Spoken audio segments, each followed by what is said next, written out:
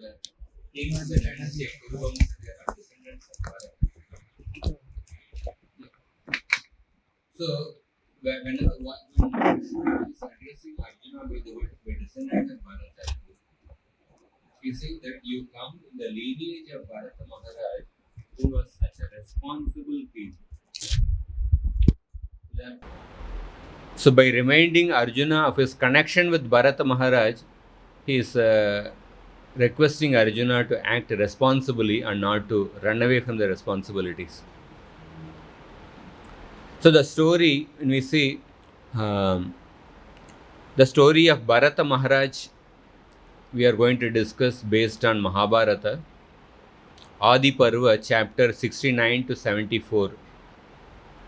And the same story in the Srimad Bhagavatam, it comes in very few shlokas. It comes in a very concise way in the 9th canto, chapter 20 and 21. And this is the main references Mahabharata and Srimad Bhagavatam. And apart from that, we will also refer wherever possible Bhagavad Gita and maybe other Shastras in relation to different philosophical concepts wherever there is necessary. So when we see the Bharata Varusha, so there are three Bharatas who are very famous. Bharata, who is the brother of Lord Ram, that is one Bharata who is very famous. And second is Rishabhadev's son Bharata. And third is Shakuntala's son Bharata. Shakuntala and Dushyanta's son Bharata, that is what we are going to discuss. But all these three Bharatas are famous.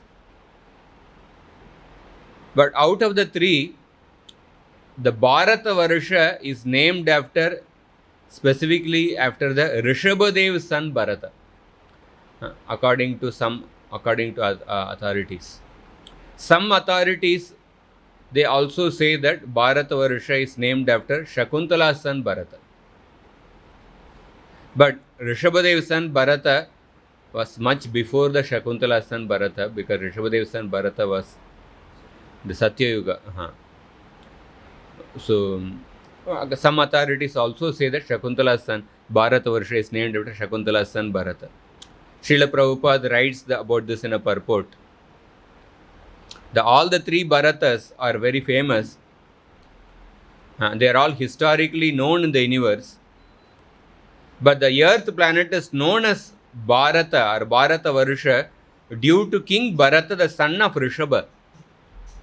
But according to some, this land is known as Bharata due to the reign of the son of Dushyanta.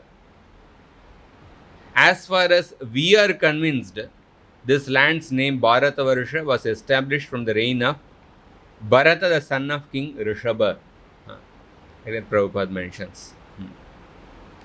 So nevertheless, even if you say that this Bharata Varusha is named after the son of Rishabhadev, that doesn't mean that the Dushyanta and Shakuntala's son Bharata is less important. And therefore Prabhupada emphasizes Dushyanta's son Bharata was not less important. He is also a very great king. So the story begins with King Dushyanta. He goes for hunting. A king is actually because a king is supposed to protect the kingdom, and for protecting the kingdom, he needs to have a regular practice of using the weapons. So practice becomes important, and also that is one of the purpose of hunting, and also to protect the citizens from the violent animals who can enter from the forest to actually, sometimes there are excessive violent animals are there. They can actually trouble the innocent citizens in the kingdom. So therefore, in order to keep a check on the number of violent animals, sometimes the king also has to kill the violent animals. So the king should not indulge in excessive violence. Excessive violence and excessive ahimsa, both are actually not recommended. Both will lead to problems. For example, in the Yaksha Prashna is a famous episode in the Mahabharata, where this is like a rapid fire question answer on the topic of dharma, which took place between Yaksha and Maharaj Yudhishthir. When Maharaj Yudhishthir, in front of his eyes, his 4 brothers were lying dead, practically unconscious, lying dead actually. And his wife was all alone in the middle of the forest. And Yudhishthira Maharaj was thirsty actually, really thirsty and tired. At that time, Yaksha is asking one by one 124 conceptual questions. So some set of questions he asks is that Kshatriyon ke devatva kya hai? What is the divineness of a Kshatriya? So Yudhishthir says that Bana Vidya Kshatriyon ka devatva hai. When the Kshatriya is trained, when the missiles and the weapons, that is the divineness of a Kshatriya. He should be trained in the art of using the weapons. For a Brahmana, the divineness of the Brahmana is to be trained in the Shastra. For a Kshatriya, to be trained in the Shastra. So therefore, for a Kshatriya, in order to have a regular practice of using the weapons, it is also important to go for hunting and also to protect the citizens from actually innocent, from the ferocious animals. So hunting, as I mentioned, hunting is also regulated in the Shastra. Although it is allowed for a Kshatriya, but there is also regulation as well. Tirteshu pratidrishteshu rajamedyan pashun vane yavadartam alam lubdo hanyaditi niyamyate. A king who is greedy for eating meat may kill animals suitable for sacrifice, for special Shraddha rites only, and only in the forest, and only as much as necessary and not more. This is how hunting is regulated in the Shastra. This is we also see this. And as I mentioned, king should have a regular practice of using the weapons. Once Indra became upset with the farmers, and Indra actually did not want to give rain the farmers in a particular area. He said, I will give rains only after certain number of years, after 12 years. The farmers went and pleaded with Indra. Indra said that when Lord Shiva plays his Damaru, at that time I will actually send for the rains. And meanwhile, he told Lord Shiva, these farmers will come to you. When they come and tell you to play the Damaru, you tell that you will play the Damaru only after 12 years. So the farmers went to Lord Shiva. Lord Shiva said that I will play the Damaru after 12 years only. And then the farmers came back. So the farmers, they stopped working because they know that rain is not going to come. But there was one farmer who every year he used to plow the land. He used to plant the seeds. But rain would not come, but he would continue to do that. Other farmers, after 2-3 years, other farmers asked, rain is not going to come for 12 years. Why are you unnecessarily doing this work of plowing the land, planting the seeds, etc.? He said that, see, if I don't have the practice of doing these things, it may be possible that after 12 years, I may forget that farming only. I may forget my work. Therefore, I want to continue to do it. So then So then that farmer, uh, the Parvati was observing the conversation between the farmers.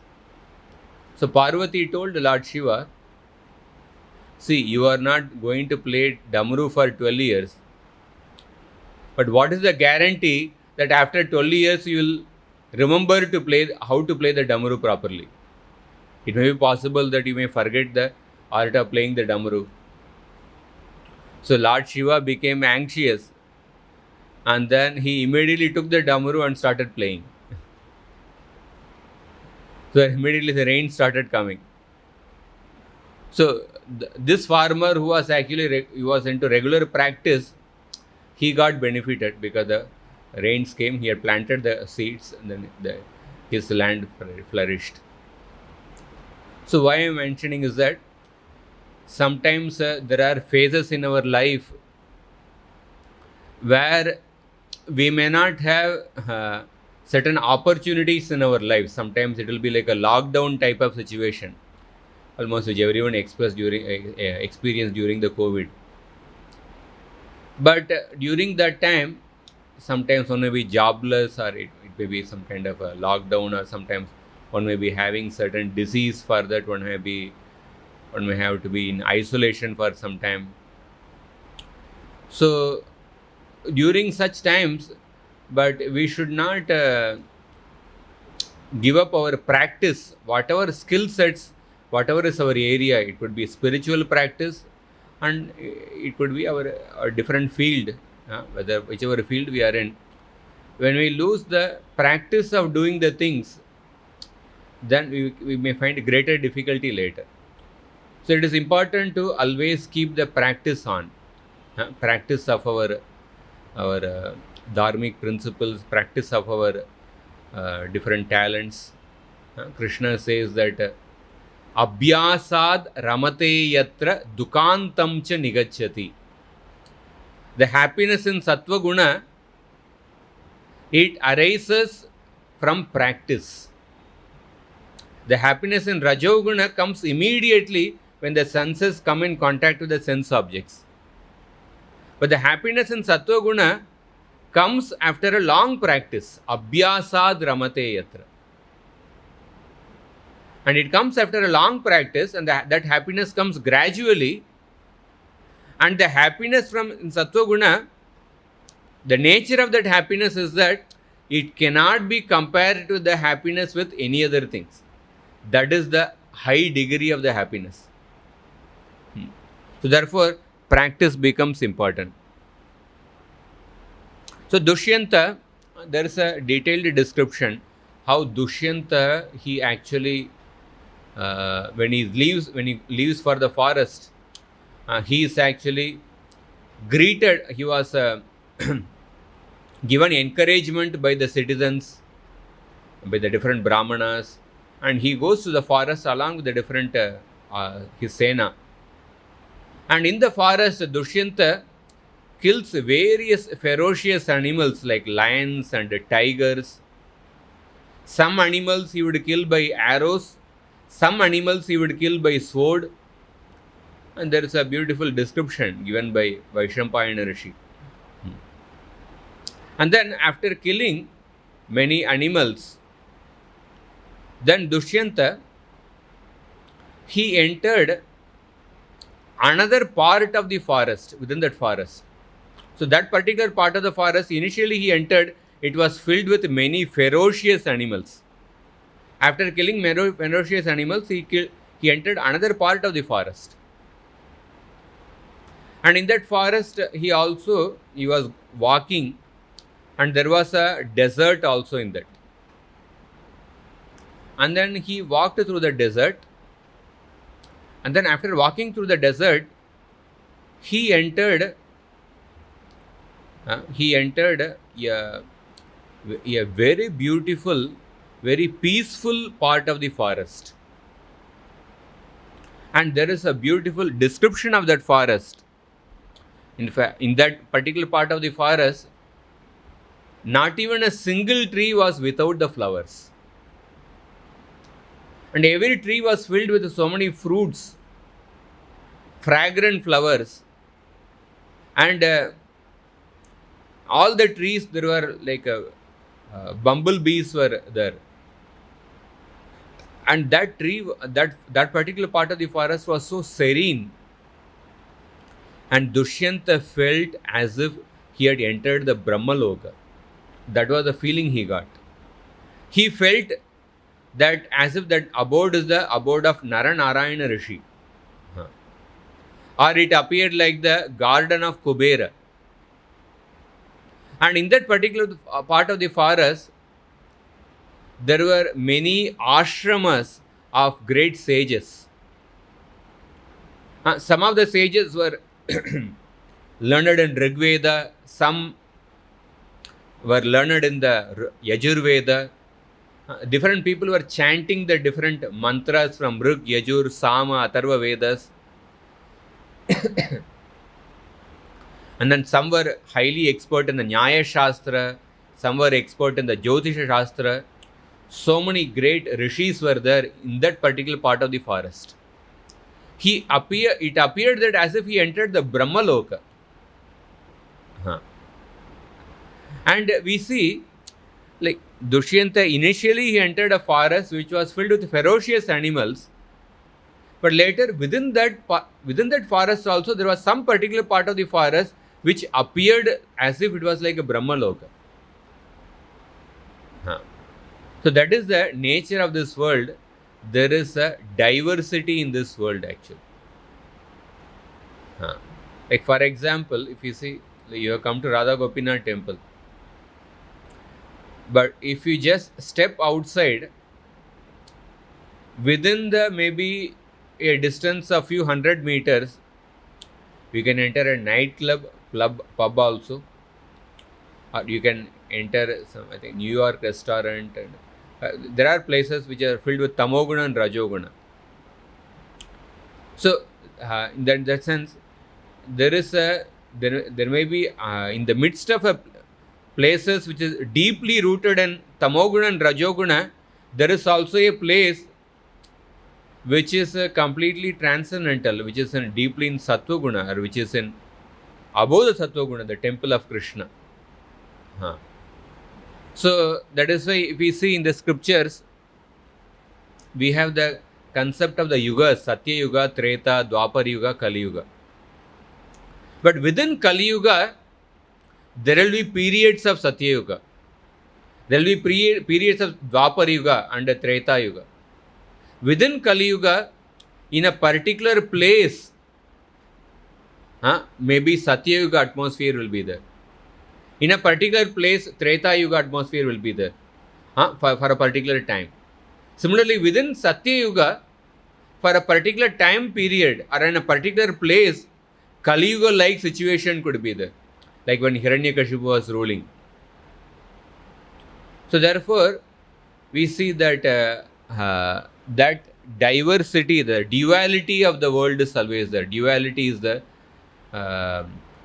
nature of the material world actually. So Dushyanta entered that forest. Initially that forest was filled with such ferocious animals, but later he entered another part of the forest. When he entered that, he felt as if he has entered a Satyaloka, Brahma's planet. And Dushyanta entered in that particular serene part of the forest. There was the ashrama of Kanva Rishi, the descendant of Kashyapa. So he entered that ashram without any royal insignia. He kept his armies at a long distance. He went alone and without any royal insignia, without any royal symbols. So we see that means Dushyanta entered without any agenda actually. He wanted to have the audience and association of Kanva Rishi. In the Mahabharata, there is the Kanika. There are three types of Nitis are there. Brihaspati Niti, Kanika Niti and Shukra Niti. Brihaspati Niti means always do good. Always follow the rules to the minutest detail, that is the Brihaspati Niti. But Kanika Niti is that don't worry about dharma, don't worry about dharma, don't worry about any rules.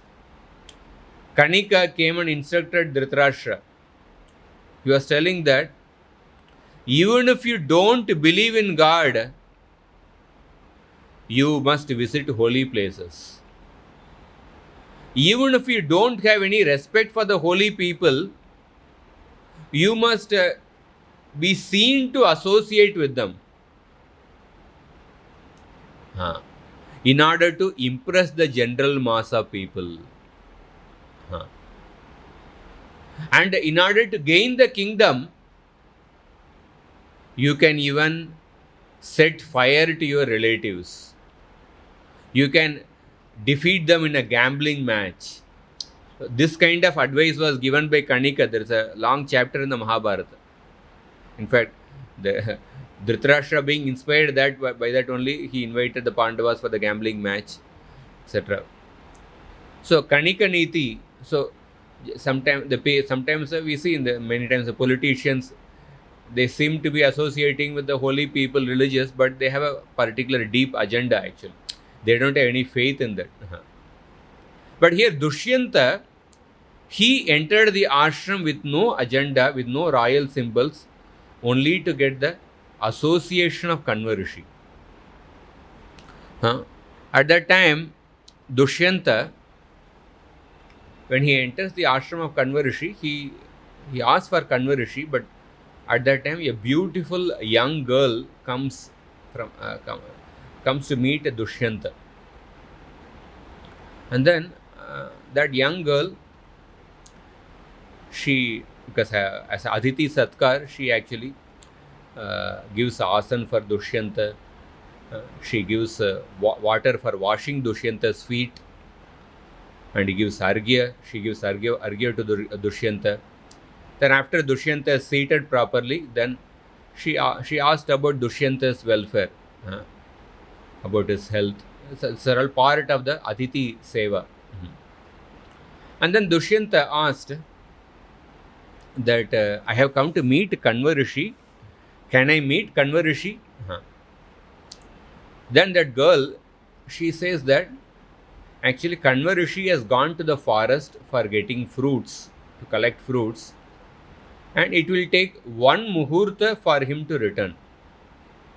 One muhurta is, I think, 48 minutes. So the rishis, the sages, they have a very regulated lifespan, regulated lifestyle actually. Everything is predictable in their life. So it will, Shakuntala said that it will take one muhurta for Kanva Rishi to return. So then, so generally sages, they will have a very regulated lifestyle.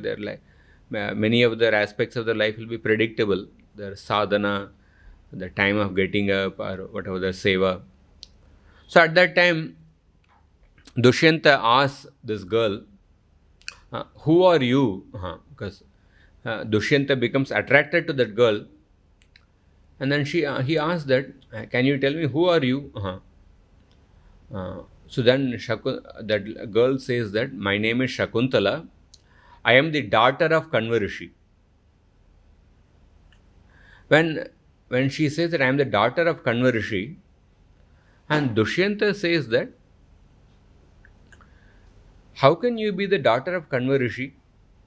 Because Kanva Rishi is known as a Rishi who has taken the Vrata of Naishtika Brahmacharya. How can he be having a daughter like you? So I cannot believe this. Like that, Dushyanta expresses as a surprise. So at that time, Shakuntala says that actually, long back, one of the rishi came to our ashram. At that time, that rishi also asked Kanva Rishi, you are a brahmachari, but how is it that you are having this girl as your daughter? So when he asked that question, at that time Kanva Rishi told that rishi about the story of my birth. And Shakuntala narrates the story of her birth. how she was born to Vishwamitra and Menaka. So Shakuntala tells that Vishwamitra was performing intense austerities in the forest. So at that time, Indra, by seeing the austerities of Vishwamitra, Indra became insecure. Oh, maybe Vishwamitra is going to dethrone my post.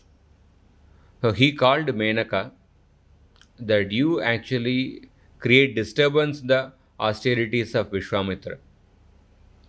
So sometimes when you see this kind of stories come in the scriptures, so sometimes it is Indra's duty, because some people with a wrong intention, they want to go to Swarga, or they with the wrong intention they want to occupy the post of Indra. So at that time, it is necessary that Indra actually stop such people.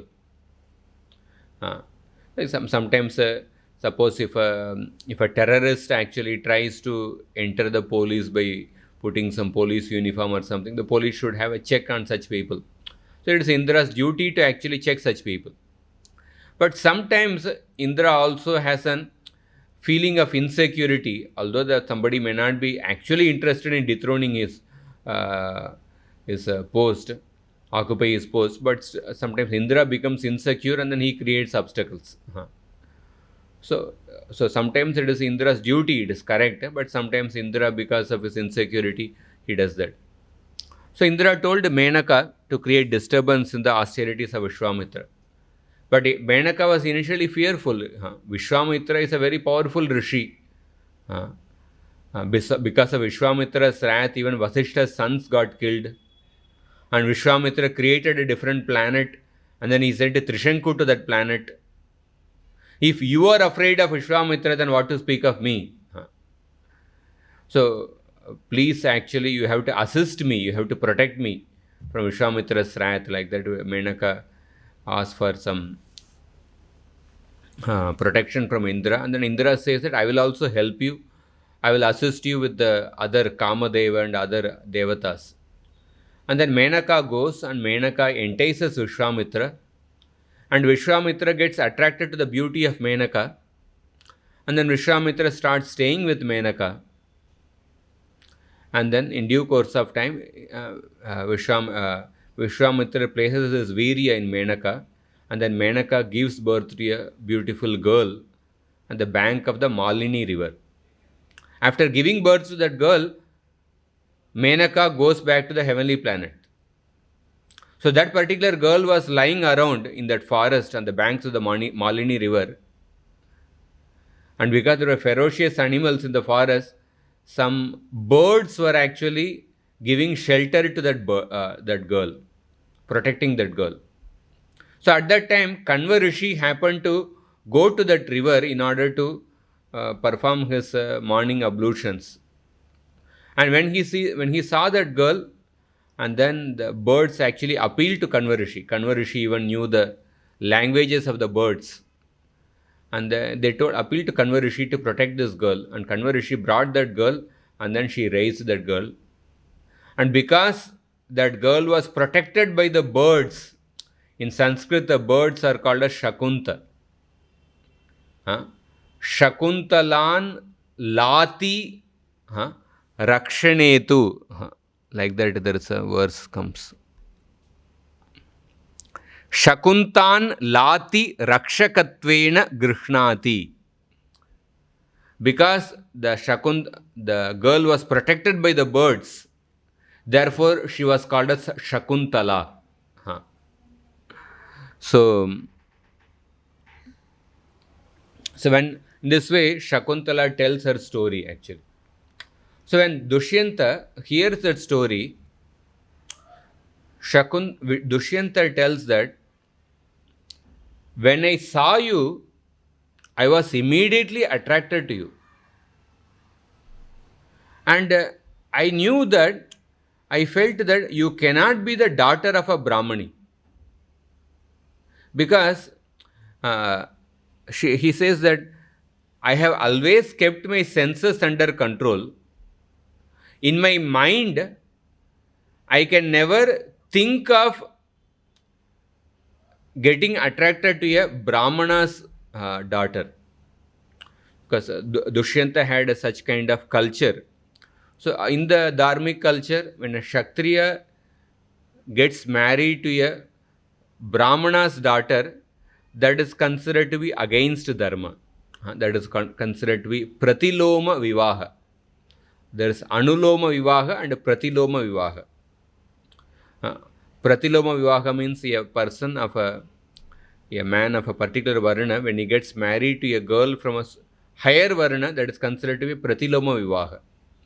So such kind of rules, one may think like why such kind of rules are there actually. Like sometimes if you have heard there is like companies like Monsanto, what is the term which they use?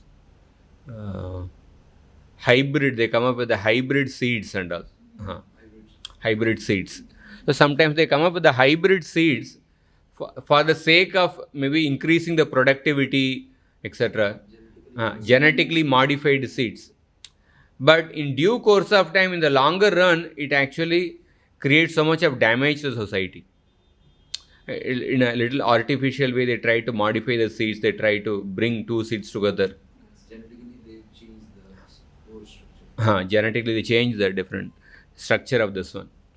So just like that, among the human society also, there are certain rules are mentioned, certain guidelines are given for actually for the sake of carrying on the proper legacy for the future.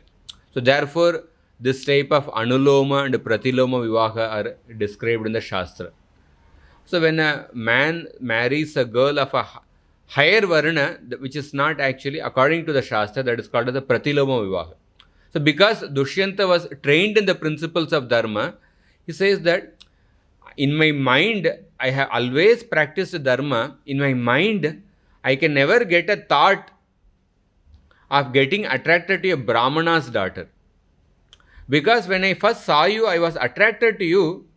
I knew that you cannot be the daughter of Kanva. You have to be the daughter of a Kshatriya only. I had that thought in the beginning.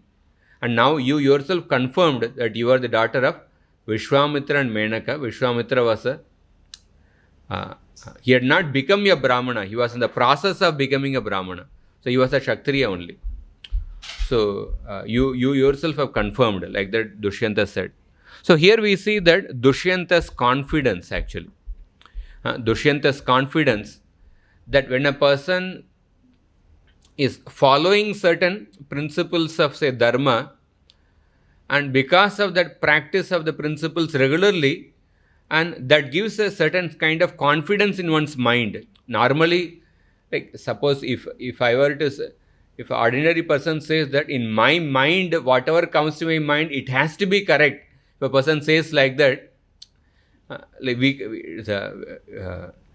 it's very difficult to believe for the other people, because oftentimes our mind is goes in so many different nasty thoughts actually.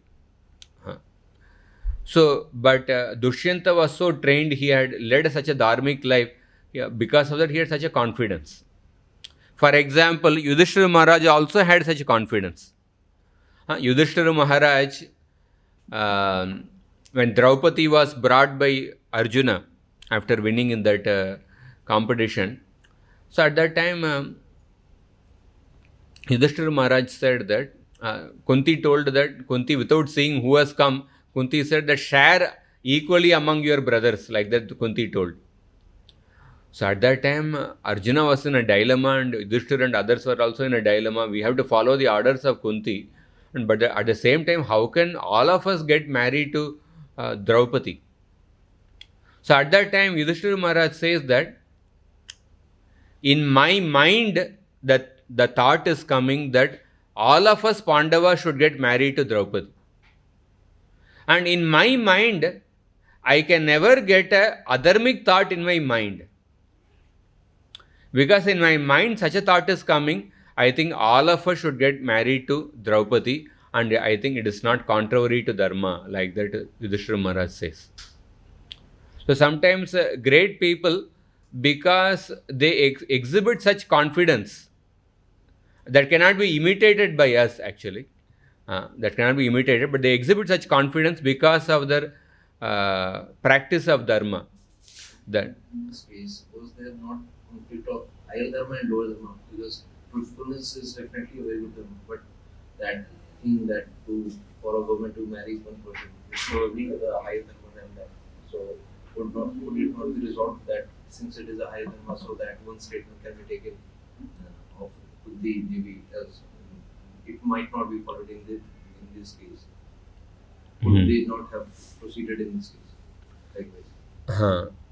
Yeah, it was also later confirmed by Vyasadeva also. Vyasadeva also comes and confirms that the decision you have taken, it is actually, this is what is destined to happen. And then Vyasadeva tells the story of Draupadi's previous birth, how she got benediction from Lord Shiva. So it was confirmed by Vyasadeva, the compiler of the Vedas. And then Yudhishthira Maharaj and Krishna also supported that. It is more like Daiva. So that aspect was also there. So there is a confidence born out of the practice of dharma. That is what we see Yudhishthira Maharaj, Dushyanta. And then sometimes we see there are examples where some people exhibit overconfidence.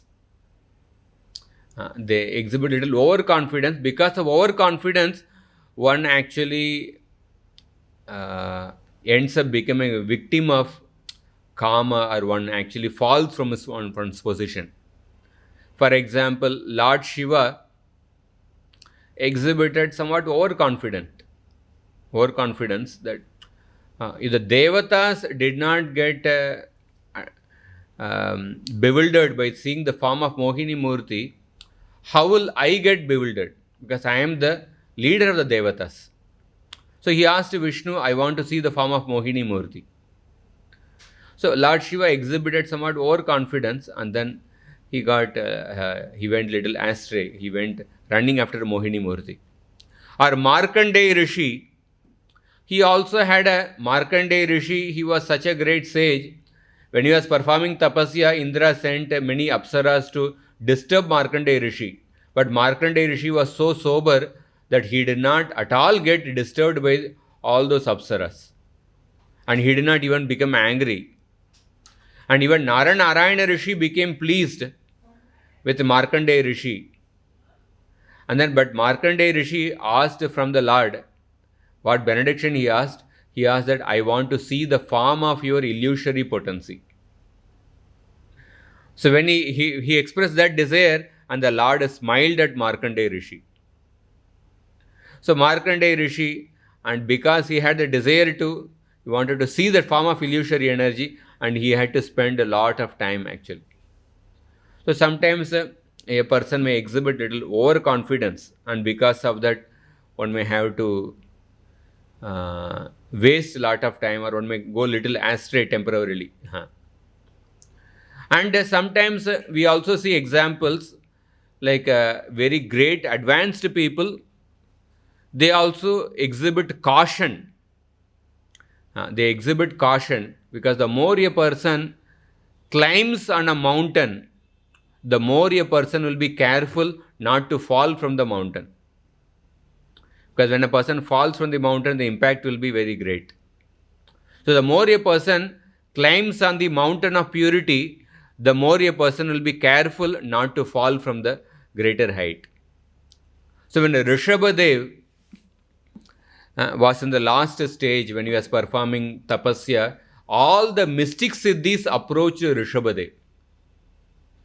But Rishabhadev did not accept any of the mystic siddhis, because he felt that if I accept the mystic siddhis, I can get deviated from the spiritual path. Because the mystic siddhis, when a person gets the mystic siddhis, one gets a sense of controllership. Like for example, our mobile phone is a miniature version of a mystic siddhi actually. Mobile phone, or it gives us some sense of a controllership actually. So we tend to get distracted. So Rishabhadev did not accept the mystic siddhis. So we see different examples. Sometimes like the Yudhishthira, Dushyanta, they exhibit confidence born out of the practice of dharma. Or sometimes a person becomes overconfident and one falls and goes astray. Sometimes the great people, they also exhibit cautiousness, even though they are spiritually advanced. So, Menaka enticed Vishwamitra, and then Shakuntala was born.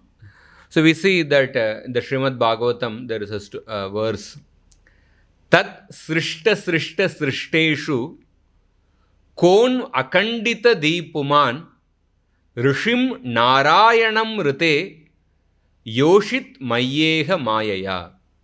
So Kapiladev says that amongst all kinds of living entities begotten by Brahma, namely men, devatas and animals, none but the sage Narayana is immune to the attraction of Maya in the form of a woman. So it is not surprising that Vishwamitra got attracted to Menaka.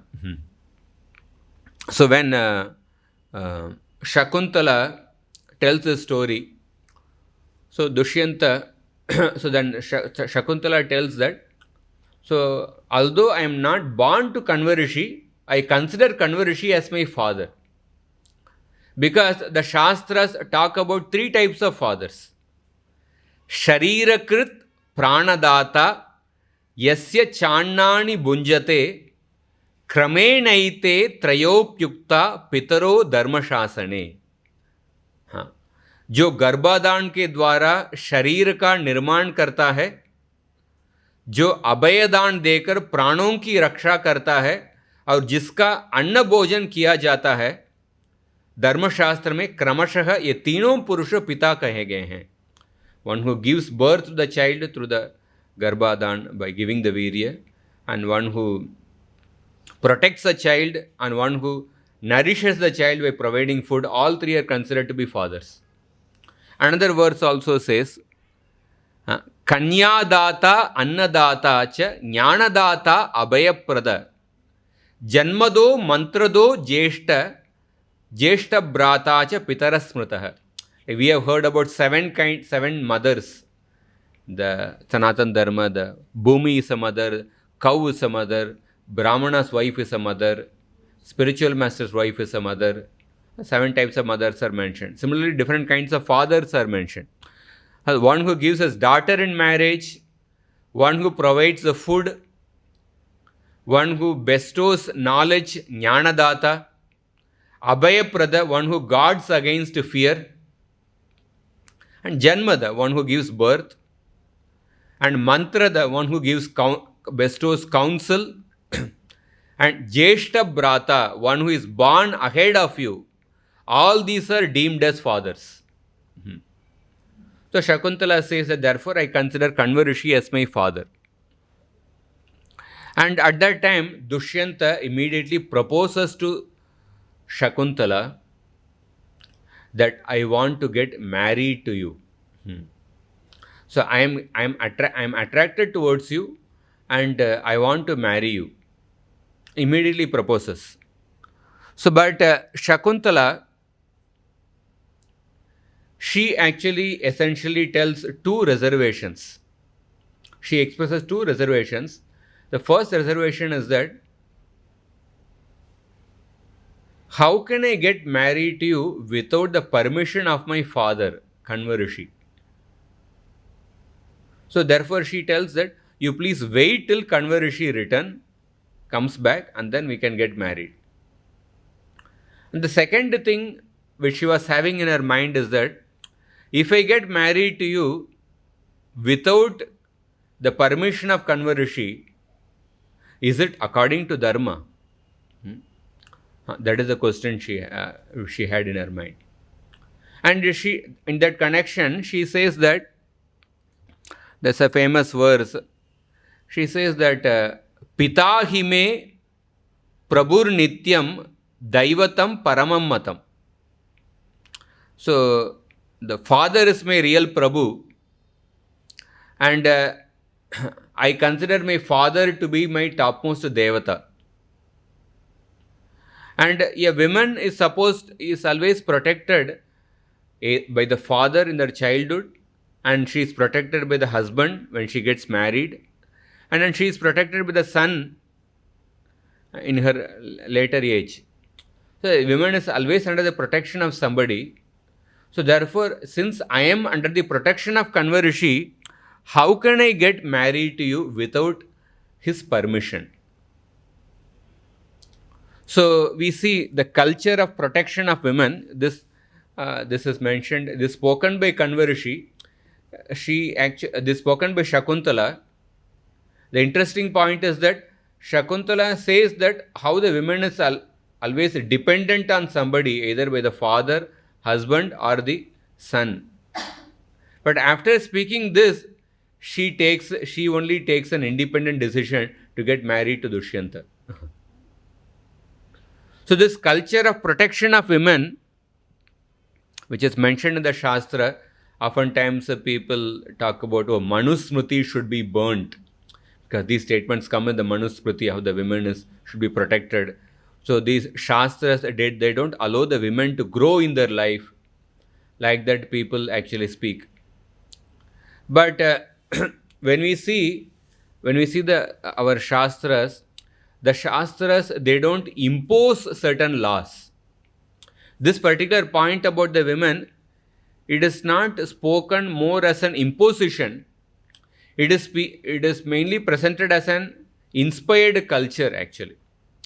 When something is imposed, when some particular law is imposed, it makes people rebellious, actually.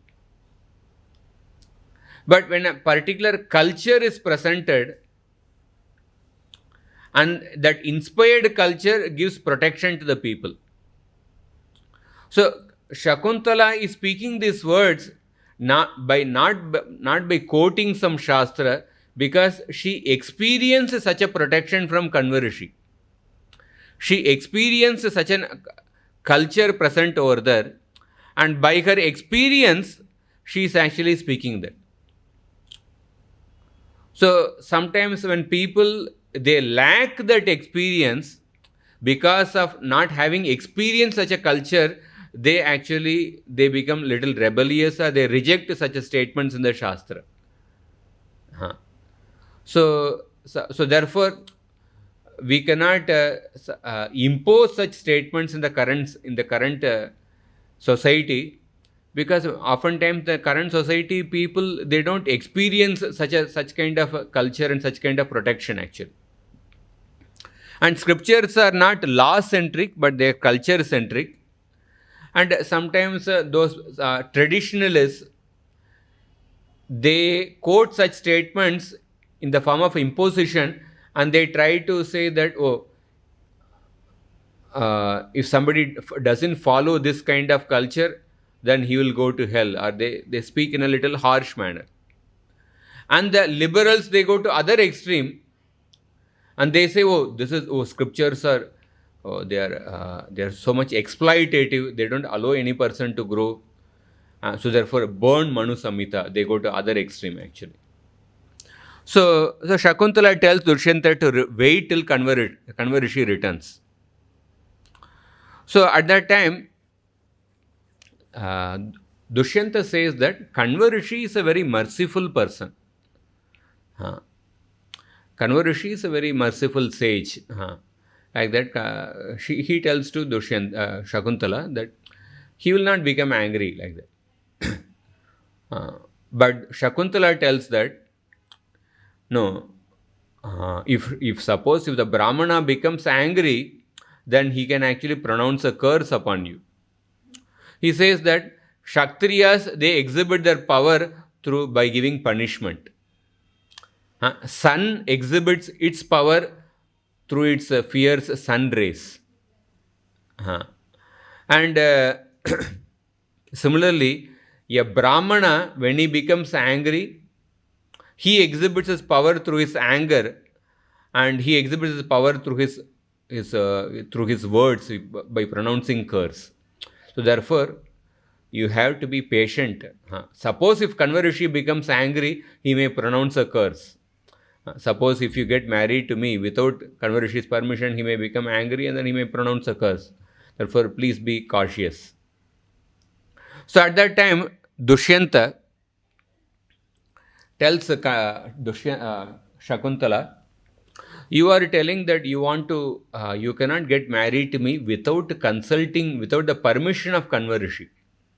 You told that Kanva is your father, Kanva is your Devata, he is your protector, therefore you have to get permission of Kanva. But actually, Paramatma is one's real Guru. In this world, whoever is there, whether our father or a particular Guru is there, or any guide is there, mother is there, Shiksha Guru or Diksha Guru, whomever he may be, everybody is ultimately supposed to guide you to the connect with the Paramatma. That is the function of every guide in this world.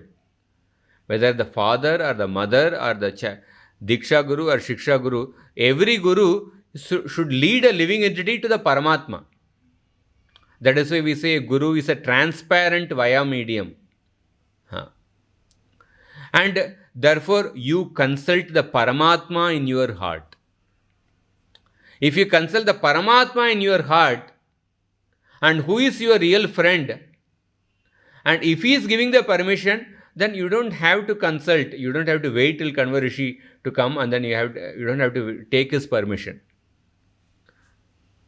And in that way, we say, and he said that Paramatma's voice is stronger than the external voices. So oftentimes, sometimes there are certain situations in our life where we were in a dilemma and then we make certain decision. But later in our life, after some years, after some time, when we reflect back, we reflect that at that time, a voice within me was saying that I should have made another decision. But somehow because of this person's, this thing, I made this decision. I should not have made the decision. I should have actually heard that inner voice. Like that, sometimes we regret actually. So the Paramatma's voice is actually stronger than the external voices, but most people, we need the guidance of an external representative of the Paramatma. Because oftentimes we may think that this is the Paramatma's voice, but it may be the voice coming through our materially conditioned mind. So there is definitely need of an external guide who is the representative of the Paramatma. But sometimes there will be certain situations where you have to take a decision immediately, where you may not have even time to consult some guide actually. So at that time, we have to, based on our past spiritual practice, based on our spiritual practice, based on the prayers to Paramatma, then we have to take a particular decision, praying to the Lord. Then take the decision and take responsibility for it. So here, Dushyanta is telling Shakuntala to consult the Paramatma. He says that Atmano Bandhuratmaiva Gatiratmaiva Chatmanaha Atmano Mitramatmaiva Tatatma Chatmana Pita Atmanaivatmanodanam Kartumarhasi Dharmataha. He says that Atma is the real relative of a person. Atma here refers to the Paramatma, we can say. Because sometimes the word Atma is also referred to Paramatma. So Atma, the Paramatma, is the real Ashraya, and he is the real friend, and he is one's real father. So therefore, you can consult the Paramatma, and then you can make the decision on your own. So we see many places in the scriptures about the role of Paramatma is mentioned. The Srimad Bhagavatam, Uddhava is telling to Krishna, Naivopayant yapachitim kavayas tavesha Brahma yushapi kritam riddha mudasmaranta Yontar bahis tanubrutam ashubam vidunvan Acharya chaitya vapusha swagatim yanakti. He says that, O my Lord, transcendental poets and experts in spiritual science could not fully express their indebtedness to you. Even if they were endowed with a prolonged lifetime of Brahma, because for you appear in two features. You help your living entity internally as the Paramatma, as a Chaitya Guru, and externally as the Acharya, in order to help the living entity by directing him how to come to you. So, another place, the Srimad Bhagavatam, about the role of Paramatma. There's a story of King Puranjan. In that story, there's a character of Vaidarbi comes. The Puranjan becomes a woman in the next life as a Vaidarbi, the daughter of a king of Vidarbha. So she has a husband, Malayadwaja, and Malayadwaja goes to perform austerities in the forest, and then he leaves his body, and then Vaidarbi was serving her husband, and suddenly she realizes that her husband has left his body. So at that time, she starts crying in separation from her husband, all alone in the forest. So at that time, a old Brahmana appears and tells to Vaidarbi, Katvam kasyasi kovayam shayano yasya shochasi janasi kim sakayam mam yenagre vishachartaha. Who are you? Whose wife or daughter are you? Who is the man lying here? It appears that you are lamenting for this dead body. Don't you recognize me? I am your eternal friend. I am your eternal friend. You may remember that many times in the past you have consulted me. So that particular old Brahmana represents the Paramatma who comes to guide that Vaidarbi, the living entity. So oftentimes Srila Prabhupada writes in that purport that consultation with the Paramatma is possible only when it is completely free from the contamination of material attachment. One who is sincere and pure gets an opportunity to consult with the Supreme Personality of Godhead in his Paramatma feature sitting within everyone's heart. The Paramatma is always the Chaitya Guru, and he comes before one externally as the Diksha Guru and the Shiksha Guru. So the Lord can reside within the heart, and he can also come out before a person and give him instructions.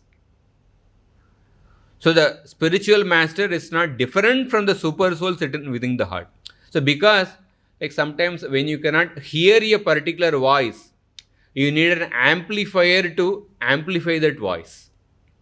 So because we cannot hear the voice of the Paramatma, the external Diksha Guru and Shiksha Guru, they act as an amplifier to amplify the voice of Paramatma. So to hear the voice of Paramatma, one needs to be a little pure. One needs to be, Prabhupada says that consultation of the Paramatma is possible only when it is completely free from the contamination of material attachment. So just as one gets a chance to consult to the Paramatma within the heart, one also gets a chance to see him actually situated before him. So in the beginning, when the living entity is seeking the path of Dharma, when seeking Supreme Lord, that time the Supreme Lord helps the living entity to connect with the physical Diksha Guru or Shiksha Guru. And then when he starts following the guidelines of that living Guru, and then when he becomes mature, and at a mature stage, then the Paramatma directly talks to him. And that is what Krishna says, Dadami buddhi yogam tam yenamam upayam tite. I give the intelligence to such a person. So here, Dushyanta is telling that you consult the Paramatma in your heart. In fact, a similar thing, Shakuntala having this reservation, how can I get married to you without the permission of Kanva Rishi? A similar incident comes, the Srimad Bhagavatam. Daksha Prajapati sent his sons, 10,000 sons, Haryashvas, to the forest to perform austerities and then come back, get married, and procreate children. That is the instruction he gave. But then the Haryashvas, when they went to the forest, Narada Muni comes there. Narada Muni saw that these people, they are actually fit to become Paramahamsa sannyasis. They don't have to go through this, they need not actually go through this path. So Narada Muni is trying to inspire them. So at that time, Haryashvas, they were having a reservation, but how can we disobey the order of our father? Their father is actually telling them to follow the path of Pravritti Marga. How can we disobey our father? So at that time, Narada Muni tells to the Haryashvas, Shastrasya Pituradesham Yona Veda Nivartakam Katam Tad Anurupaya Guna Vishram Upakramet. He says that Shastra is the real father. Just like Dushyanta is telling here, Paramatma is your real father. Narada is telling that Shastra is the real father. And the Shastras, the ultimate instruction of the Shastra is to follow the path of Nivritti Marga. And you are qualified for following that path, therefore you must follow the path of Nivritti Marga. Like that Narada tells Haryashvas. So here Dushyanta is telling Shakuntala to actually consult the Paramatma. And then Dushyanta tells another point. Because Shakuntala's another reservation was that if I get married to you without the permission of Kanva Rishi, is it according to Dharma? So if we see in our Shastras, in many of the crucial junctions in our Shastras, the turning points in the Shastras,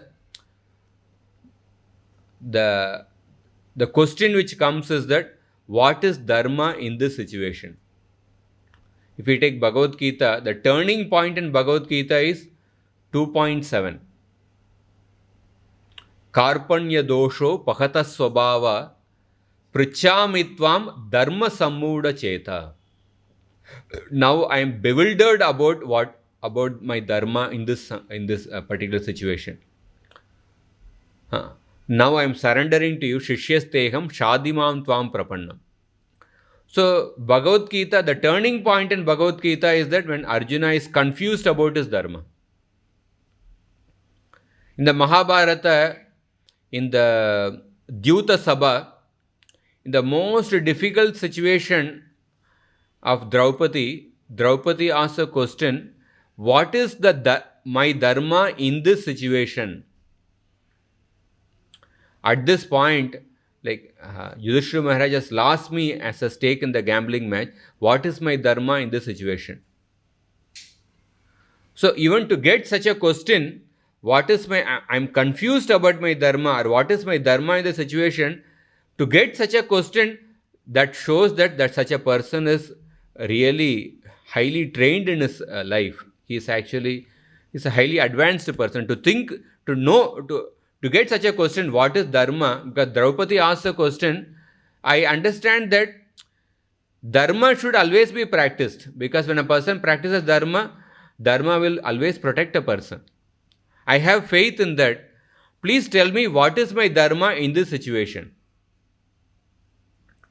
So this was also the dilemma of Shakuntala. Is it according to dharma if I get married to you without the permission of Kanva Rishi? Because the marriage means it is a Kanya Dana. Pani Grahana. The main activities in marriage is what? Pani Grahana ceremony, Saptapadi, Mangalya Dharana, Kanya Dana. So where the father actually gives the daughter as a Kanya Dana to the boy actually. So therefore, without the father, then how can I get married to you? Therefore, she is having a natural question, is it according to dharma? So at that time, Dushyanta tells about 8 kinds of marriages mentioned in the Shastra. He talks about Prajapati Vivaha, Prajapatya Vivaha. Prajapatya Vivaha is that marriage where the parents, they arrange for it's a proper arranged marriage, where the father gives the girl in charity to a, say, suitable bride. It could be a brahmana, suitable person in marriage. That is the Prajapatya Vivaha. He gives lot of, along with the daughter, he also gives lot of dowry voluntarily, Prajapatya Vivaha. And then there is a, Prajapati is practiced among Brahmanas. yeah, I think the first is the Brahma Vivaha. Sorry. Brahma Vivaha is this. Brahma Vivaha is that when the father gives the daughter in marriage, it's an arranged marriage, he gives lot of dowry also. That's the Brahma Vivaha. And then the second is the Daiva Vivaha. The explanation is not there, but I can send you that in the group also. Daiva Vivaha is where the father performs a yajna, and then he gives the daughter in marriage to the Ritvik who is performing the yajna. That is the Daiva Vivaha. And then there is a Prajapatya Vivaha. Prajapatya Vivaha is, the way it is explained is that maybe the more technical explanations will be there in the Manusmriti. These 8 kinds of marriages are there in the Manusmriti. But the simple explanation which is given is that, so the father tells the daughter and the son-in-law, you live according to, you practice the life of dharma, you always live according to dharma. He says like that and then gives the daughter in marriage. That is called as a Prajapati Vivaha, and he procreate children, always practice dharma, and then in that way he instructs them and then gives the daughter. That is the Prajapati Vivaha. And then there is Arsha Vivaha. In Arsha Vivaha, the father of the girl, he gives the daughter in marriage with the condition that you must give 1 cow and 1 bull in return to me. In exchange, he takes 1 cow and 1 bull, and then in return he gives his daughter. That is the Arsha Vivaha. And then there is a Asura Vivaha. In Asura Vivaha, the father of the girl demands lot of wealth from the boy. After getting lot of wealth, then he gives his daughter in marriage. That is the Asura Vivaha. And then there is a Rakshasa Vivaha. Rakshasa Vivaha is where, like the way Krishna married Rukmini. And the Bhagavatam verse itself, Rukmini tells to Krishna, please marry me according to the Rakshasa Vidhi. In the Rakshasa Vivaha, the king is usually the Kshatriya king. He goes and actually defeats the other relatives, and then he takes the girl forcibly, and then gets married to that girl after defeating their different relatives. That is the Rakshasa Vivaha. And then there is a Paishachi Vivaha or a Pishachi Vivaha, where when the girl is actually asleep and the person goes and kidnaps the girl and then brings and gets married to that girl. That is Pishachi Vivaha. And then there is Gandharva Vivaha. Gandharva Vivaha is that when the boy and girl, they get married on a mutual consent without taking anybody's permission. So Dushyanta says that these are the 8 kinds of marriages mentioned in the Shastra.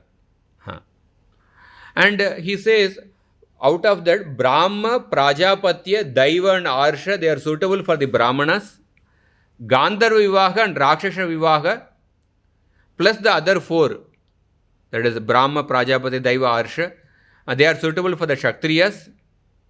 And Asura Vivaha is suitable for the Vaishyas and Shudras. And Paishacha Vivaha and Asura Vivaha, they are not according to Dharma. That's also mentioned. So in that way, then he says that Gandharva Vivaha, where a boy and girl get married with by mutual consent, It is suitable for a Kshatriya. You are a Kshatrani and I am a Kshatriya, so therefore we can get married. It is not according to it is not, it is according to Dharma. Like that, he convinces Shakuntala. So then he convinces Shakuntala that we can get married according to the Gandharva Vivaha. That Asura is not according to Dharma, or that can be applicable to Vaishyas and Shudras. One verse it is mentioned that Vaishyas and Shudras get married, but another verse he says that it's not according to Dharma. It could be, it may require a little more detailed study. These are described in the Manu Samhita. So we see that another point we can observe here is that how our Shastras they are so broad actually. It's not talking about just one type of Vivaha.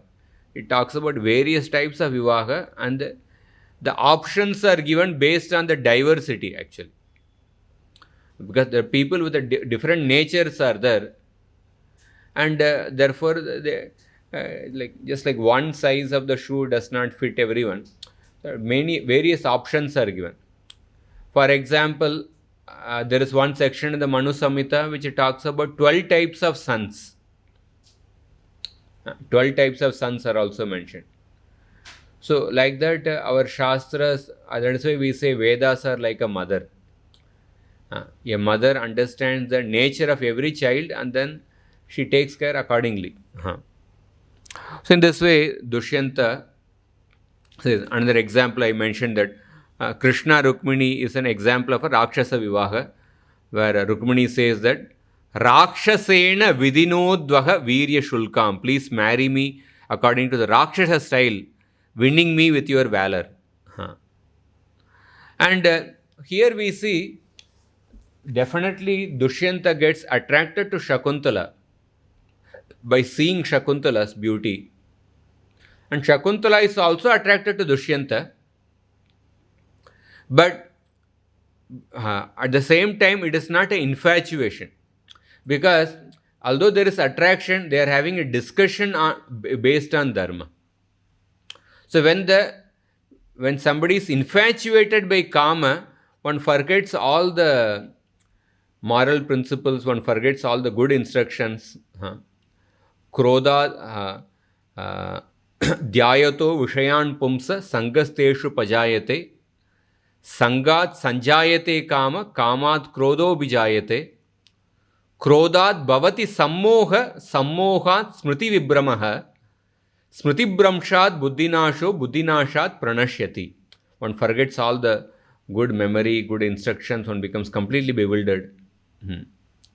But here, although there is an attraction, but there is a discussion on Dharma. Usually when there is infatuation, one forgets all the Shastric instructions. But here Dushyanta is remembering all the codes of conduct of Dharma and he is speaking about that. He is telling which is applicable where. He is speaking about the Paramatma. So therefore, this particular Kama, it is not against the Dharma. It is according to Dharma. And that is what Krishna says in the Gita. Dharmo aviruddho bhuteshu kamosmi bharatarshabha. When the Kama, which is not against Dharma, that Kama is me only, like that Krishna says. If we see the Abrahamic religion, for example, if you see in particular Christianity, in Christianity they say Adam and Eve committed the original sin. And therefore, all of us are born sinners. So, according to Christianity, according to the scripture, procreating children is considered a sin actually. But according to Sanatana Dharma Shastra, there is a verse in the Bhagavatam where Vishnu is telling to Brahma, because you desire to increase the progeny, you understand that my mercy is going to increase upon you. My mercy is going to increase upon you. So in the Sanatana Dharma, procreating children, because it is considered actually a dharmic activity, because you are giving an opportunity for the living entity. Of course, for the right understanding, you are giving an opportunity for a living entity for him to actually, by giving a material body and then training them properly. In that way, you are giving a good progeny to the society and also giving that opportunity to connect to the Supreme Lord. So it is considered a mercy actually. Because of that, the Lord will actually increase his mercy upon the person. And also Krishna says that dharmo aviruddho bhuteshu kamosmi paratarshava. So kama which is not contrary to dharma, that karma is actually is approved in the Shastra. That is considered to be a divine karma. And so in the midst of the love affair, there is also practical discussion. So practical discussion based on the Shastra. Dushyanta is talking about Shastra, and Shakuntala is also saying that okay, if I will get married to you, but then there is a certain condition I want to put. The son who will be born through me, that son should become the king. She also puts a practical condition while accepting Dushyanta's proposal. If you agree to this proposal, then I will get married. So we see there is a harmony between buddhi and bhava. There's definitely a feeling of getting attracted, but at the same time, there is a buddhi is also involved. Therefore, it is not a simply blind infatuation. For example, there is a section in the Srimad Bhagavatam where some asuras who are created by Brahma, they see the evening twilight and they imagine that evening twilight to be the beautiful form of a woman, and then they start running after that woman, thinking it to be a beautiful woman, and then they start describing that woman. So that is an example of a being blinded by Kama. But here, between Shakuntala and Dushyanta, it is not an infatuation by Kama, but it is a Kama according to Dharma, and there is a harmony between Buddhi and Bhava. And one may say that, sorry, I mentioned Shantanu, that should be Dushyanta. Did Dushyanta brainwash Shakuntala? One may say that, oh, Dushyanta cleverly brainwashed Shakuntala. He quoted some Shastra and then he somehow convinced Shakuntala to get married. No, it's not. We cannot say like that. Shakuntala, Dushyanta did not brainwash Shakuntala. Shakuntala was also, if Shakuntala had been brainwashed by Dushyanta, then she would not have put that condition. She was alert, she was very stern. Only if you agree to this condition, then I will get married.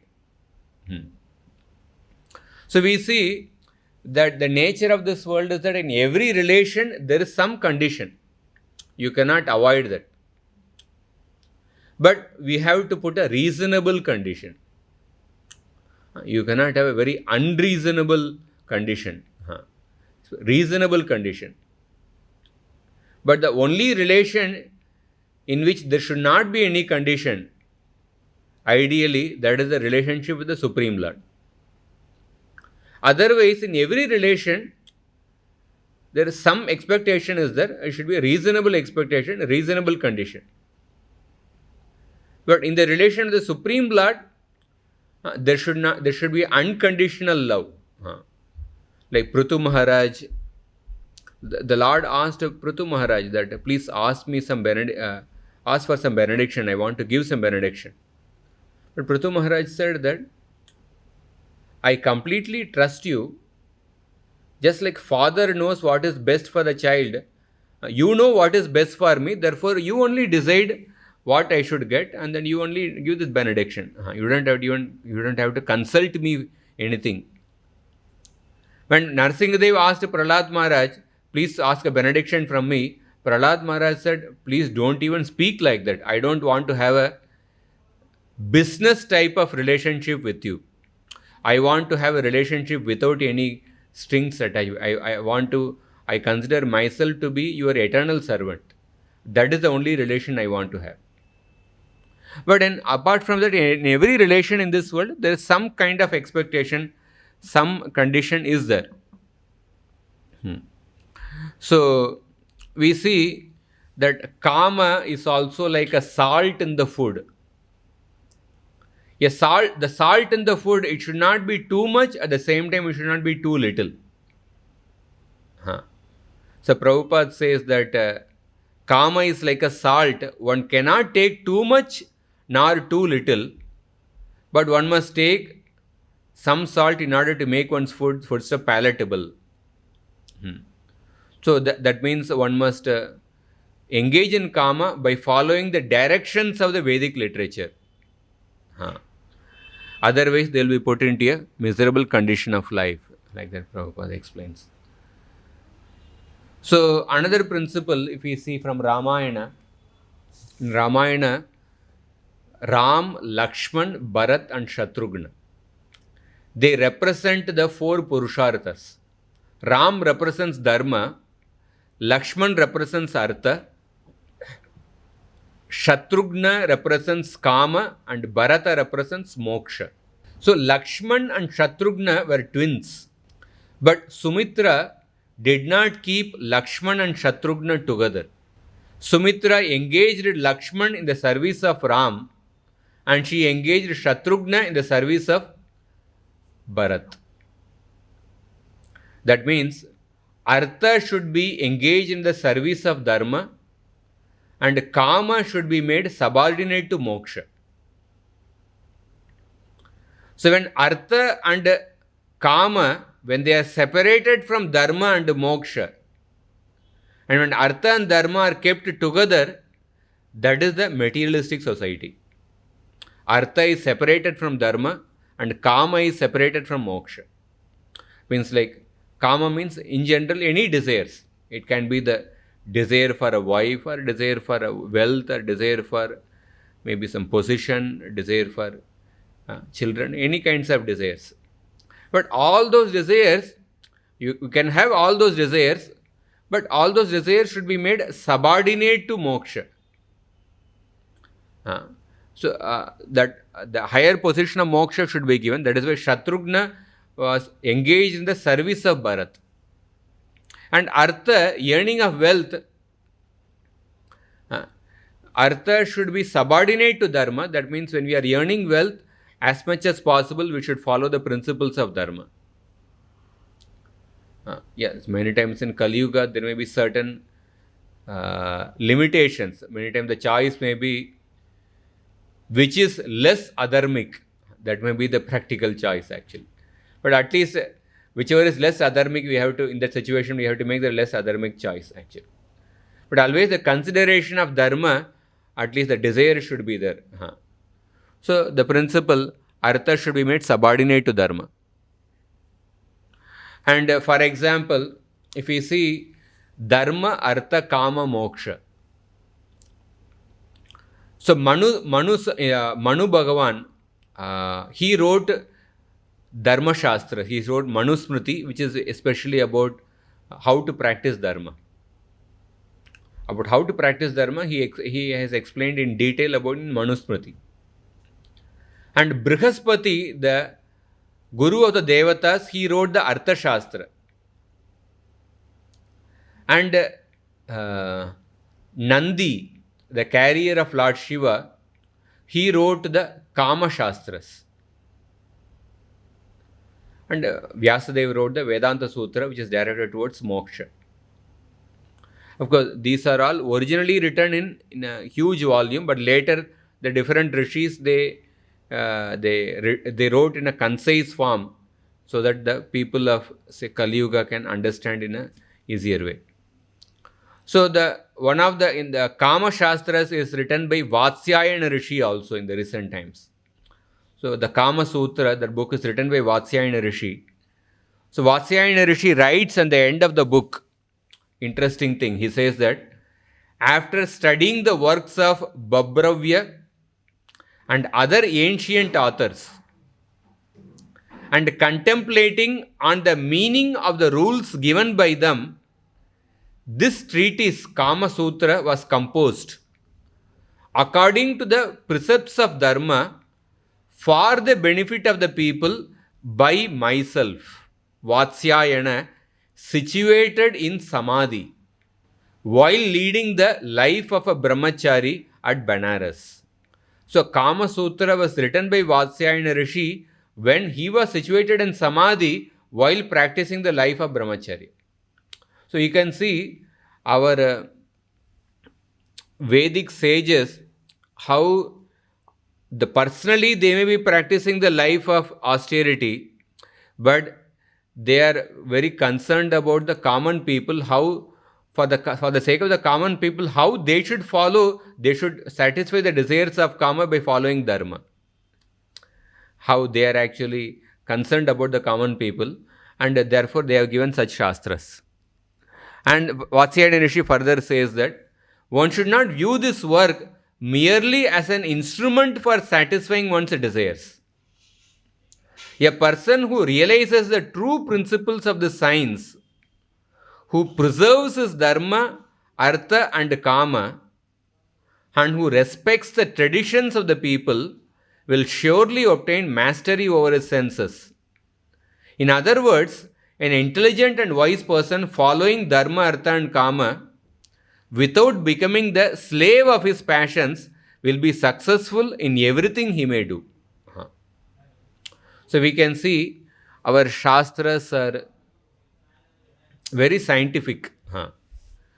Our shastras, like the last seminar I conducted on Bharatiya Vedika Vangmayam about the different types of shastras and Sanatan Dharma.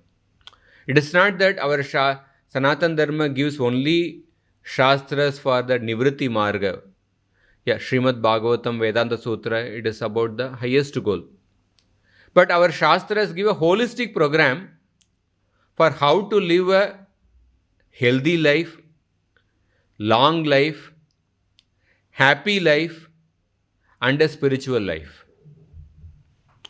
So that is with our Sanatan Dharma, they have shastras, Ayurveda, Artha Shastra, Dhanurveda, Gandharva Veda. So all these shastras are there. At the same time, there are shastras for pursuing the highest goal. So Vatsyayana Rishi has given this Kama Sutra about this guidelines of about the dharma and the kama. And here we see that Shakuntala puts a condition to Dushyanta.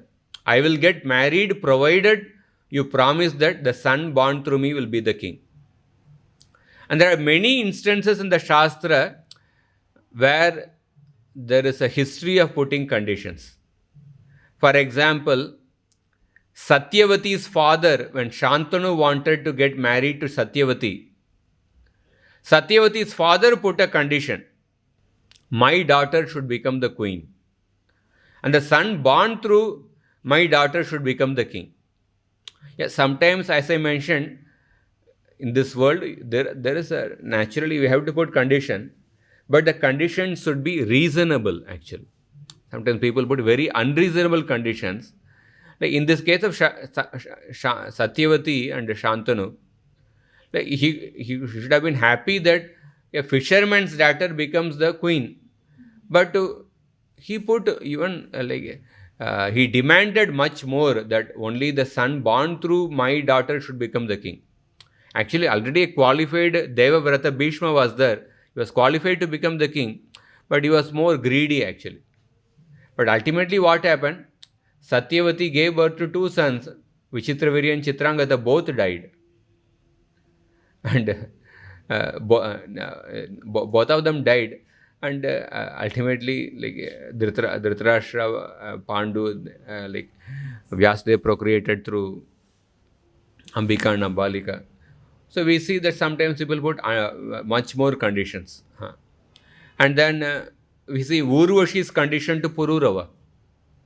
Urvashi put a condition to Pururava that I have come from the Swarga, and along with me these two lambs have also come. Therefore, you must always protect these two goats also.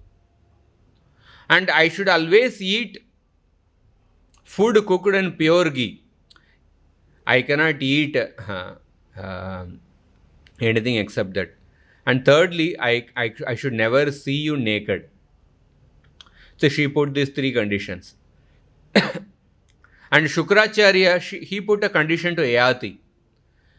When he gave his daughter Devayani in marriage to Yayati, he said that along with Devayani, Sarmishta will also come as a maid servant, but you must never have a union with Sarmishta. Previously, sometimes the kings would also beget children through the maid servants also. Shukracharya put that condition.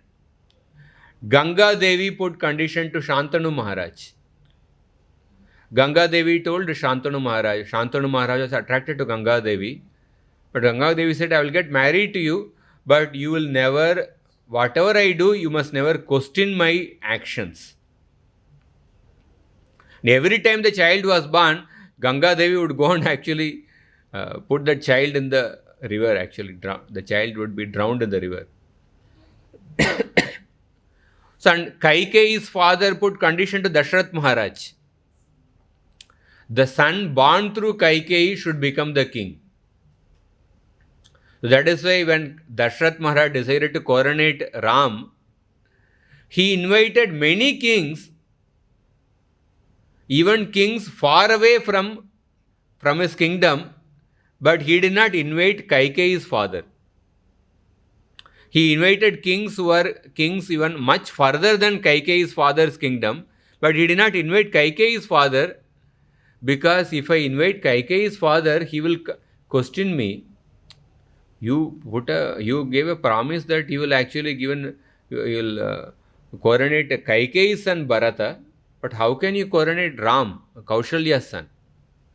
So Dashrath was in dilemma, actually, was in anxiety. So that's another example. And here Shakuntala is putting condition to Dushyanta. So we see that one thing is that from all these instances, in the material world, always there is some conditions attached. It will be there. So you cannot, we should not have an unrealistic expectation. There will be always some conditions attached in every relation or in many situations in our life. The only thing is that the bargain has to be within the limit of dharma. Unlike this Satyavati's father who bargained too much. So Shakuntala put this condition that my son should become the king. And yeah. So when she put that condition, Dushyanta agrees to that condition. He says that definitely I agree to that condition, and Dushyanta gets married to Shakuntala even before Kanva Rishi returns. How he gets married? By chanting Om. We will discuss something related to that maybe tomorrow also. By chanting Om, he gets married to Shakuntala, and then he has Ekanta Vasa with Shakuntala. He places his Virya in Shakuntala, and then he leaves. He goes back to the kingdom, and then he says that very soon I will send my army, and I will make you as the queen of my kingdom. And he gives this word to Shakuntala, and then he goes back. And then later, when Kanva Rishi returns, when Kanva Rishi comes to know what is the response of Kanva Rishi, and then what further happens about the birth of Bharat Maharaj and how Shakuntala was received by, how Shakuntala gets united with Dushyanta, we will discuss that tomorrow. So anybody would like to maybe add anything, comments or any questions, anything? Yes, I missed out the points of the session. As I entered, I heard about Anuloma Viloma. So, Anuloma, Pratiloma, Anuloma and Pratiloma. Anuloma and Pratiloma. So, if a girl marries, if a lower caste girl marries to the higher caste man, then it's Anuloma. Yes. And when a higher caste female marries a lower caste male, then it's Pratiloma. Pratiloma. Yes. So, if it is said that Anulom is possible and Pratilom is not possible for the society. Possible Because in the sense, in Pratilom, yeah. a child born is called Chandal. That's what I have heard in a discussion, in a TV debate, when a higher caste female ran away with a lower caste man in UP. So in a TV debate, they were discussing about the Pratilom kind of marriage, which is not accepted by the society. Now, if we see that our society accepts this kind of norms, whereas in Western countries, there is no distinction of higher caste or lower caste. There is two classes: upper class, the rich people, and the lower class people. Their definition of dharma is something different. Even then, when they procreate, uh, there is no distinction like the procreation through anulom or a pratilom marriage. How it is determined that that person is chandal or that person is manushya. A proper See, manushya is born out of anulom marriage. Uh, again, in Shastras, there is mentioned like various types of vivahs. so what's your exact question actually? So this anulom and pratilom. Nowadays, this kind of marriages happen like there is no distinction whether anulom or vilom. So See, we also have to see, because these uh,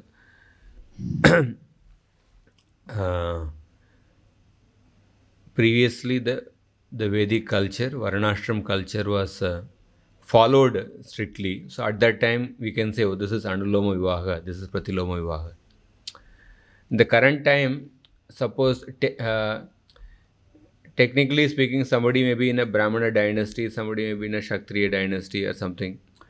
But you cannot say, oh, this is Pratiloma Vivaha, because both the people are not following the dharma properly.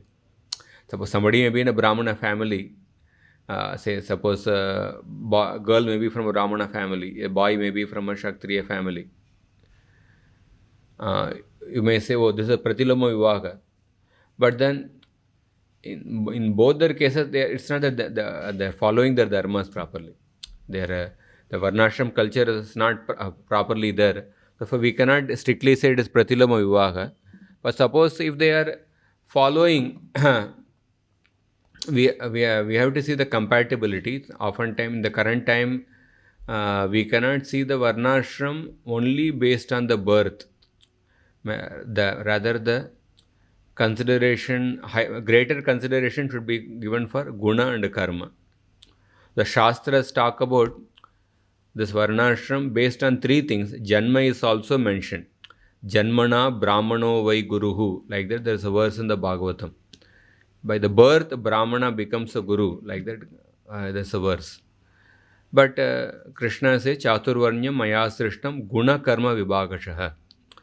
Based on the guna and karma, the varnashram is the varnas have to be determined. So sometimes people they are technically born in a Brahmana family or a Kshatriya family, but how much they have the gunas corresponding to those varnas, how much they are following to the karmas of those particular varnas, that is a debatable thing. So in that circumstance, in the current time, we cannot stamp, okay, this is a Pratiloma Vivaha, therefore your son will be a Chandala. We cannot say like that. So, this understanding given in the Shastra, at that time, those culture was there. So in the current time, we have to be cautious actually. so for example, like I am a Brahmin, and if there is a girl who is a Brahmin again, and the father of the girl denies just because I'm not a part of that region. So if a girl is from UP and she is a UPI Brahmin, and I am from Gujarat and I am from Gujarat side of Brahmin, but still there is distinction in this that there are Brahmins and Brahmins. This is sort of anulom, right? It is perfect. Not even anulom, it is perfect. There is no lower caste or no higher. Both are from higher caste. Correct. But still, because of regionalism, the father of the girl denies because they want from that region Brahmin. So even such distinction exists in society because of this sort of Yeah, sometimes what happens, yeah, say the definitely compatibility, these are all important things. But sometimes people become unnecessarily too much emphasis on details. Like sometimes it becomes like, for example, a Jain goes to a restaurant and then he orders for, please give me pure Jain chicken soup. Like he wants to show that he wants to follow purely Jain dharma, but he's ordering for chicken soup actually. So, oftentimes, sometimes people they want to show we want to follow the certain strictly the caste rules, but they are oblivious to the fact that they are not following the Brahminical dharma. They will be highly particular about the caste, but they will be completely careless about following their Brahminical duties or something. So, for example, I just returned from Jagannath Puri. But I don't know whether it is true or not, but somebody told that sometimes there are priests, they are highly particular. Okay, foreigners should not enter the temple only. They may be highly particular. But then they may be eating meat in their house. The priests. Uh, whether it's true or not, just giving an example. So they are highly particular. Oh, you cannot enter the temple because you are not born in a Hindu family. But then they themselves are not following the Brahminical standard. They may be not following the Brahminical standard. They may be they may be taking some intoxicants. So sometimes in Kali Yuga, such kind of uh, mindset is there. So we have to be careful. There could be. Uh, one cannot sometimes have an idealistic expectation. Some practical, little bit flexibility should be there. So yeah, I have heard the same something like that. But that priests take fish and all in In Jagannath. Bengal, this was. But when I asked with some devotees about the case, they said we should not try to see the negatives because there are some particular pandas are there. So how should we deal with this when we are faced with it? It is exceptional for them. I have also. Yeah, I have They heard eat tambaku and they touch Jagannath ji. That's what I mean, that can be a truth that if they have some special kind of bhav for Jagannath, so probably despite all these breaking these regulatory principles, they might get moksha. But how should we see this? Yeah, we definitely respect them, being the Sevates of Jagannath. Definitely respect them. But I'm just mentioning that mindset, like we should definitely respect them. Bhakti is one principle of bhakti is independent. Sometimes people may have certain bad habits, but still their bhakti to the Lord is independent of them. We should focus on the good part. On a personal level, we have to follow the right culture, we have to follow the right habits, so that we should not cause such confusion to the common people. So you mentioned that in the Vedic civilization, kings used to begot children through the maid servants also. So that was the maid servants. They had their husbands, or that was against the regulation. No, maid servants. It's not that they had some other husbands. The kings would they themselves become the husbands of the maid servants. There's something called as Ritu Dana. Ritu Dana means when the women goes to their after that cycle, when she at that time she has the desire to get children. So at that when she is agitated, at that time the Kshatriya king gives shelter to that girl by actually procreating through her. That is called as Ritu Dana. So Sarmishta approached Yayati at that time. So Yayati Maharaj gave shelter to Sarmishta by procreating through her. So is it against the principle of marriage or against? So it is not against, for a Kshatriya, it is not against Dharma. For a Kshatriya, If the maid servant has a husband, if she has a husband, then it is against Dharma. but if she is Yes. So, but then for the rest of her life, the king would be considered as. yes. She had some point. Actually, so surrogacy is not a dharma. Surrogacy is a dharma. Because most of the time in TV debates, there is discussion like surrogacy is, which is happening right now, is a dharma. But few people claim that this was happening since ancient times. People would get surrogate mothers or test There tube are babies. 5 things actually forbidden in Kali Yuga: Ashwamedam, Gavalambam, Sanyasam, Palapaitrikam, Devarena Sutotpattim, Kalau Pancha Vivarjayet. So, Devarena Sutotpattim, that means procreating child through one's brother's wife. That is forbidden in Kali Yuga. Surrogacy is something like that, na? Through somebody procreating through somebody else's like wife. lending a womb for a procreation. In And surrogacy, you pay that person. what happens is that they place the zygote in the mother, but the procreation is between the husband and the wife. Acha, acha. There is no involvement of that. Some other man. The wife will, the husband will place the semen in the wife's womb, and that thing will be placed in the other mother's, just as to facilitate the growth. Okay. The child will just receive the nutrition from the that surrogate mother's body. So I don't know if This may be this is not that they were in Sutotpatim. But as I mentioned, Manu Samhita mentioned about 12 types of sons actually. So there's Shastras also gives some broad possibilities of different sons.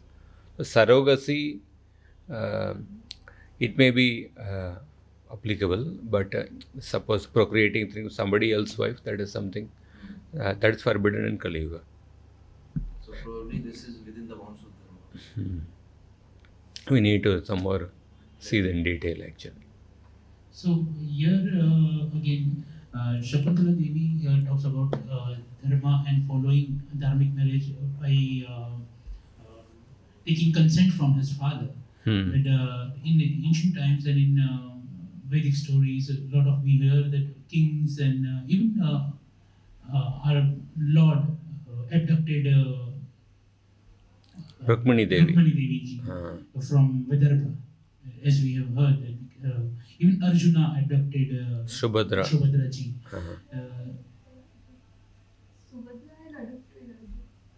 In a way, yes, Subhadra was in forefront and she was accepted, but it was kind of like he ran away with Subhadra. Yes, sir. So, abducting somebody's daughter and then marrying, is this dharma or dharma? Yeah, that's why I mentioned Rakshasa Vivaha was allowed for a Kshatriya actually.